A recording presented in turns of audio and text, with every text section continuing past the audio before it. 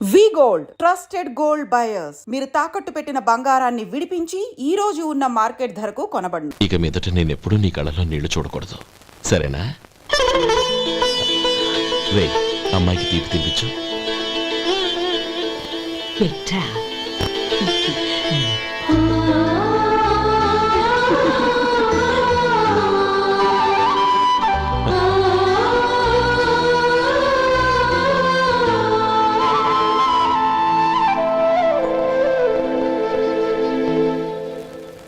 మధు, చిన్నప్పుడు నేను ఒక్కడనే కష్టపడుతున్నానని, నాకు సాయంగా ఉండాలని చదువు అవ్వలేదన్న వంకతో చదువు మానేశావు. ఇప్పుడు నీ తమ్ముళ్ళిద్దరూ అభివృద్ధిలోకి వచ్చారు. మరుదులిద్దరికీ మంచి ఉద్యోగాలు వచ్చాయి. తన భర్త మాత్రం అలాగే ఉన్నాడని నీ భార్య బాధపడదు. చూడు మధు, చదువుకున్నోళ్లే వృద్ధిలోకి రావాలని ఏమీ లేదు. కృషి పట్టుదల ఉంటే ఎవరైనా ఏదైనా సాధించవచ్చు. నీకు తెలివితేటలున్నాయి. నువ్వు తలుచుకుంటే కానిదంటూ ఏదీ లేదు. పైగా నీకు సాయిగా మేమందరం ఉన్నాం.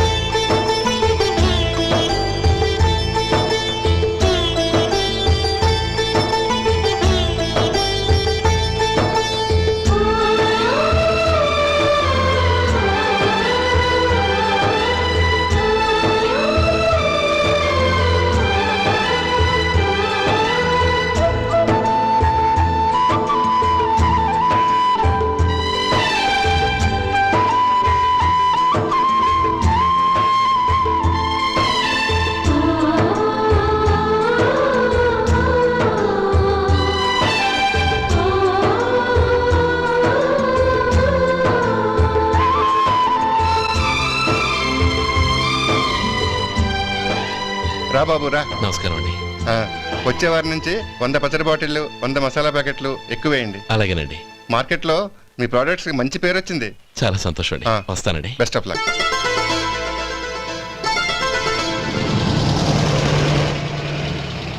ఆ బాక్స్ లోపల పెట్టవా? అలాగే సార్. ఇక మీద మీ ఆర్డర్లు సగం వేయండి, సరిపోతుంది. అదేంటండి? మీ పచ్చళ్ళు అమ్ముడుపోక చాలా స్టాక్ అలాగే ఉండిపోయింది. ఇప్పుడు అందరూ రుచి పచ్చళ్ళు రుచి మసాలానే అడుగుతున్నారు. మా నల్లుడి గురించి తక్కువగా అంచనా వేశారు కదా, ఇప్పుడేమంటారు? ఎలాగైతేనే అతను వృద్ధిలోకి వస్తే చాలు. వాడు బాగుంటే నాకు సంతోషమేగా. ఎవడ్రా వాడు? ఇన్నాళ్ళుగా వ్యాపారం చేస్తున్నాను, నిన్నగాక మొన్న వచ్చినోడు వాడు నాకు పోటీయా? వాణ్ణి పెరగనివ్వకూడదు. వాణ్ణి ఇక్కడికి రప్పించండి, నేను మాట్లాడతాను.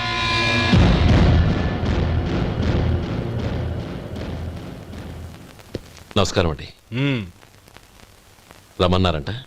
నీ పచ్చళ్ళ కంపెనీ మూసేయాలి.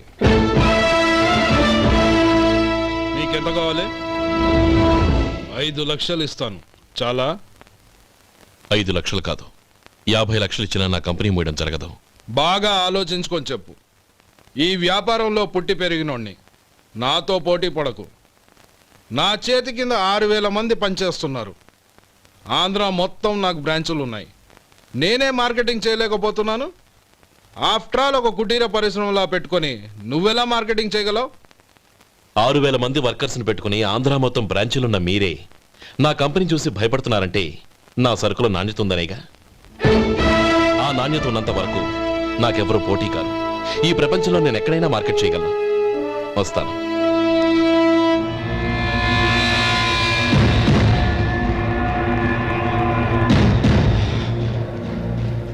ఇక్కడ ఏం లేదండి. ఇక్కడ ఏం లేదండి. ఇప్పుడు ఊపిరి పీల్చి బిగ్బట్టు నెమ్మదిగా వదిలి. ఓకే లే, నెమ్మదిగా ఇలా వచ్చి కూర్చో.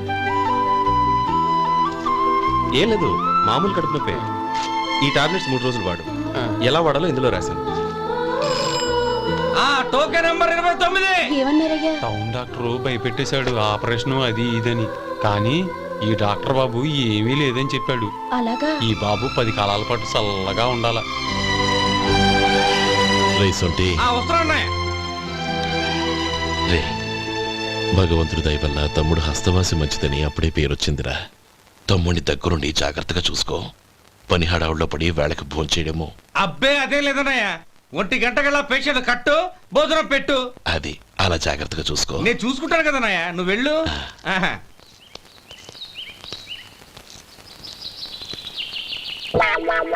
అయ్యో, ఏంటయ్యా ఉంటున్నాడా ఈ దెబ్బలు? ఏదైనా యాక్సిడెంటా? అదేం కాదండి, మరి గోరు కొరికినందుకు ఎలక్ట్రిక్ స్తంభానికి కట్టేసి ఇలా రక్తం వచ్చేలా కొట్టారండి. ఊరు కురికినందుకు ఎలక్ట్రిక్ స్తంభాన్ని కట్టేసి ఇంతలా కొడతారా? వాళ్ళు అసలు మనుషులా రాక్షసులా? చాలా థ్యాంక్స్ అండి, కనీసం మీరైనా అర్థం చేసుకున్నారు. వాళ్ళు అర్థం చేసుకోలేదండి.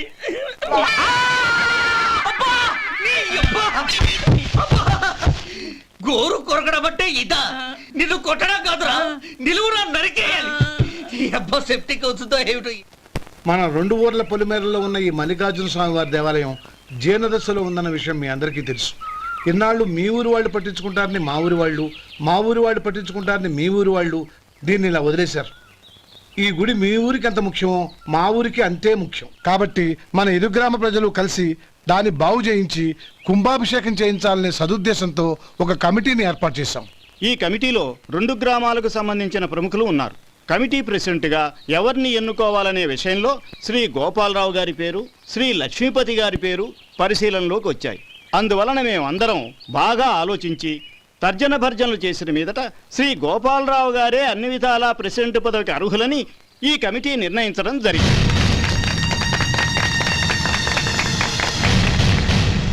అంచేత ఈ ఉభయ గ్రామ ప్రజలు శ్రీ గోపాలరావు గారికి ఉదారంగా విరాళాలు అందజేసి ఈ శుభకార్యాన్ని జయప్రదం చేయవలసిందిగా కోరుతున్నాం. ఏంటి ఇంకా రాలేదా?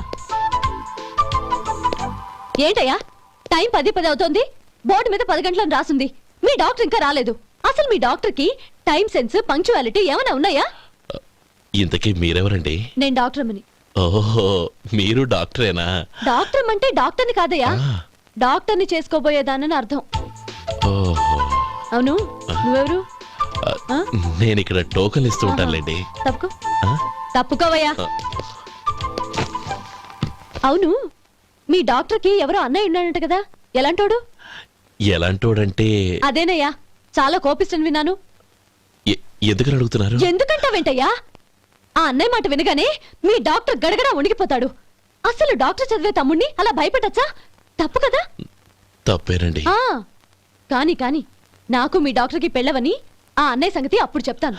ఏం చేస్తారండి? ఏం చేస్తానా, సంవత్సరం తిరగకుండానే కవల పిల్లల్ని కని వాళ్ళ అన్నయ్య చేతిలో పెడతాను. వాళ్ళకి 5 సంవత్సరాలు వచ్చేసరికి ఆయన్ని బాగా మొట్టికెళ్ళేస్తారు. అలా నా కసి తీర్చుకుంటాను. ఈ డాక్టర్ ఎప్పుడు వస్తాడో ఏంటో. అది సర్లే కాని నువ్వు పని చేయి.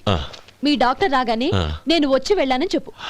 నేను అంటే ఓ, నా పేరు చెప్పలేదు కదా, నందిని. ఏం చెప్తావు? అదేనండి, నందిని గారు వచ్చి వెళ్ళారు అని చెప్తాను.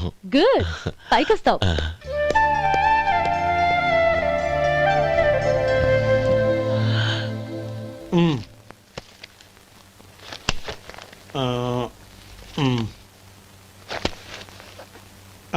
దీంతో మొత్తం 4,98,200 అయ్యాయి.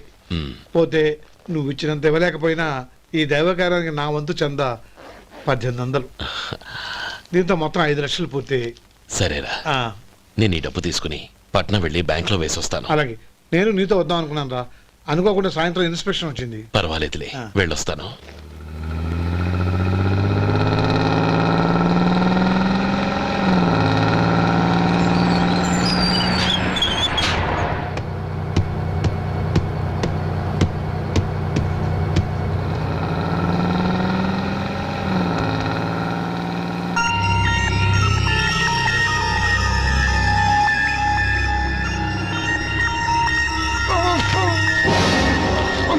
అయ్యో మూర్ఛ మూర్ఛ బసాపండి బసాపండి. ఇదిగోండి తాళం చేతులు గుర్తి. ఈ తాళాలు చేతిలో పెట్టండి. వీటి వల్ల ప్రయోజనం లేదు. నాలుగు ఖర్చుకోకుండా పళ్ళ మధ్య పెట్టడానికి గట్టిగా ఏదైనా ఉంటే ఇవ్వండి. ఇదిగో ఇది చూడండి.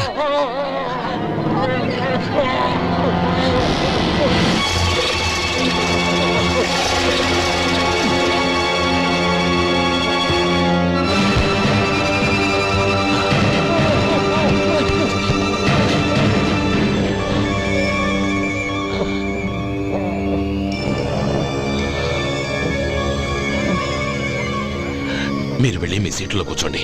కొంచెం గాలాండివ్వండి. ఇప్పుడు ఎలా ఉంది బాబు? ఆ.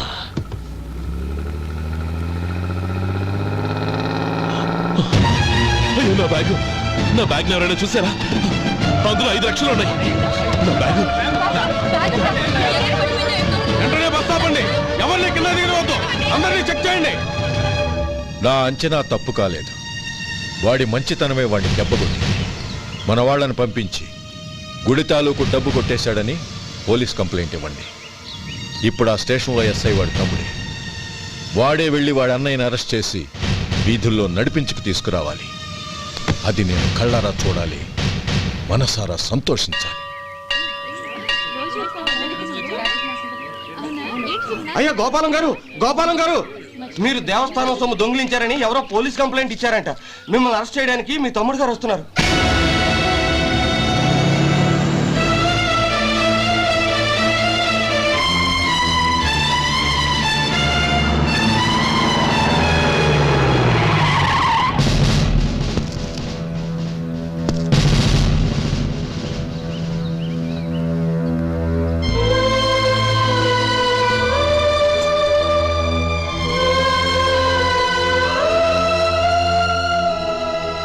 చూడు గోపి, ఎప్పుడు నువ్వు ఉద్యోగంలో చేరావో అప్పుడే తనా పరానే తేడా మర్చిపోవాలి.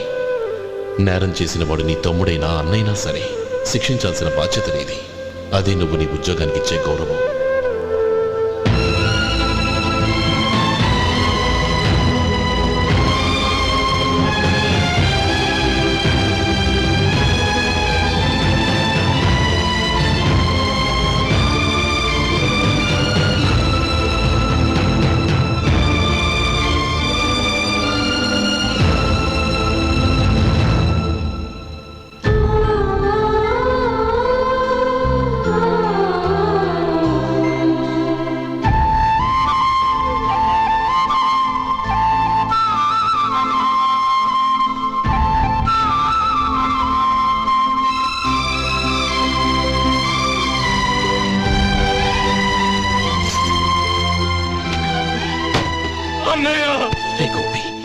ఏమిట్రా ఇది?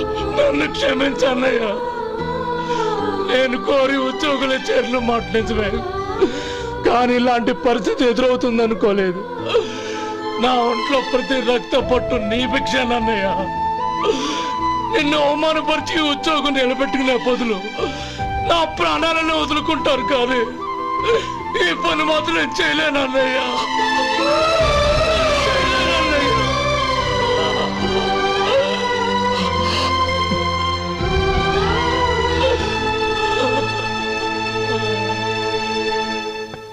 ఏరా, ఇన్నేళ్లు కష్టపడి సంపాదించిన ఉద్యోగానికి రాజీనామా చేస్తావా? కనీసం నీ పెళ్ళాం ఏమనుకుంటుందోనని ఆలోచించావా? ఇందులో అనుకోవడానికి ఏముంది మామగారు? ఎండనక వాననక కష్టపడి ఓ తండ్రి కంటే ఎక్కువగా ఈయన్ని పెంచి పెద్ద చేశారు బావగారు. అలాంటి దేవుణ్ణి అరెస్ట్ చేసే ఆ ఉద్యోగం ఈయనకు అవసరం లేదు. బాగుంది. అన్నకు తగ్గ తమ్ముడు, తమ్ముడికి తగ్గ పెళ్ళాం. సరే, మీ ఇష్టం. నానమ్మ, అన్నయ్యడి. నమస్కారం అండి. ఓ నువ్వా? రా కూర్చో. పర్వాలేదండి. ఏంటి ఇలా వచ్చావు? ఆ రోజు నా కంపెనీని మూసేయమన్నారు. ఇప్పుడు నేను మూసేయడానికి సిద్ధంగా ఉన్నాను. దానికి ప్రతిఫలంగా నాకు 5 లక్షలు కావాలి. అలాగే, నీకు కావాల్సిన 5 లక్షలు నేను ఇస్తాను. చాలా థ్యాంక్స్ అండి. కానీ మీరు మీ కంపెనీని మూసేయక్కర్లేదు. సార్? అవును మిస్టర్ మధు, మీ అన్నగారికి జరిగిన అన్యాయం గురించి తెలుసుకున్నాను. మీ కుటుంబం గురించి కూడా విన్నాను. సహజంగా అందరూ ఐకమత్యానికి ఉదాహరణ రామలక్ష్మణులు అంటారు. కానీ ఆ రామలక్ష్మణులు ఎలా ఉంటారనేది పుస్తకాల్లో చదవడం తప్ప ఎవ్వరూ చూడలేదు. మీ అన్నదమ్ములను చూస్తే ఆ రామలక్ష్మణులు ఇలాగే ఉండేవారేమో అనిపిస్తుంది. అలాంటి కుటుంబానికి ఇలాంటి ఇబ్బంది రావడం నిజంగా దురదృష్టం. రామునికి హనుమంతుల్లా కాకపోయినా ఏదో ఉడతాభక్తిగా నా వల్ల వీలైన సహాయం ఈ 5 లక్షలు తీసుకో. మీ కంపెనీ పేరు మీదే అన్ని సరుకులు తయారు చేయండి. నేను వాటిని ప్రపంచమంతా మార్కెటింగ్ చేస్తాను. సార్, మీ రుణం ఉంచుకోను, తొందరలోనే తీర్చేస్తాను. స్నేహితుల మధ్య రుణాలేంటి మధు? We are friends.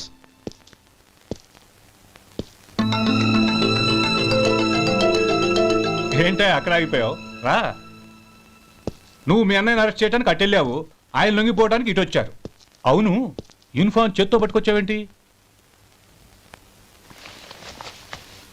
సార్ నేను రే, ఈ మాత్రం దానికే బెదిరిపోయి ఉద్యోగం వదులుకుంటావా? నువ్వు ఇలాంటివి ఎన్నో సమర్థవంతంగా ఎదుర్కోవాలి. నిన్ను నేను ఎస్పీగా చూడాలి. అది కాదన్నయ్య. ఇంకేం మాట్లాడకు. ఇన్స్పెక్టర్ గారు, నన్ను లాకప్లో పెట్టండి. ఆగండి సార్, ఆ డబ్బు ఎక్కడికి పోలేదు, నేనే తీసి జాగ్రత్త చేశాను. ఈ విషయం అన్నయ్యకి తెలియక బ్యాగులో డబ్బు కనబడకపోవడంతో అది పోయిందనుకున్నాడు. నేను పట్నం నుంచి వచ్చేసరికి జరిగిన గొడవంతా తెలిసిందే. రే మధు, జరిగిన దానికి నన్ను క్షమించనయ్యా. ఇంటికి వెళ్ళాక అన్ని వివరంగా చెప్తాను. సార్, ఇదిగోండి 5 లక్షలు. ఇది కమిటీ వాళ్ళకి అప్పగించి ఈ కేసు కొట్టేయండి సార్. భలే వాడివయ్యా, తీసినప్పుడు ఒక మాట ఆయనతో చెప్పుండొచ్చుగా. అనవసరంగా పెద్ద ఆయన స్టేషన్ వరకు రప్పించావు. Sorry sir. అన్నయ్య, మీరింటికి వెళ్ళండి, నేను లెక్క అప్ప చెప్పేసి వస్తాను. వస్తానండి. అలాగే. ఎలా దెబ్బ కొట్టాలన్నా కుదరటం లేదు. అయినా వీళ్ళకు ఉన్న పళ్ళంగా 5 లక్షలు ఎలా వచ్చాయి? అదే బావా, నాకు అర్థం కావటం లేదు. నీకు అర్థమైతే ఆశ్చర్యపడాలి కానీ అర్థం కాకపోతే ఆశ్చర్యమేముంది? Useless fellow.